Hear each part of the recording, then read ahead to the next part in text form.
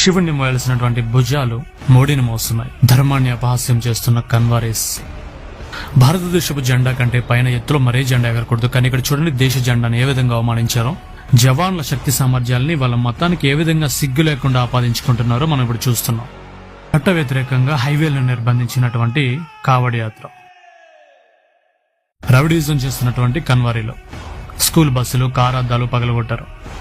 Duty చేయాల్సిన టైంలో వాళ్ళ నమ్మకాలని గౌరవించుకుంటున్న పోలీసులు, కన్వారీల కోసం వంటలు చేస్తున్న పోలీసులు, ట్రాఫిక్ మళ్లించుతున్న పోలీసులతో వాగ్వాదం చేసుకుంటున్న కన్వారీలు. ముస్లిం సాయం అవసరం లేదన్న కన్వారీలు ఒకవైపు, ముస్లిం సాయాన్ని తీసుకున్న కన్వారీ మరోవైపు.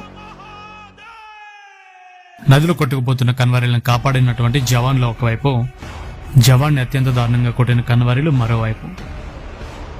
స్కూళ్ళకి సెలవులు ఇచ్చి, ట్రాఫిక్ ని మళ్లించి, హైవే రోడ్లని నిర్బంధించి కన్వారీలు చివరికి చేస్తున్నది ఏంటంటే ఇది.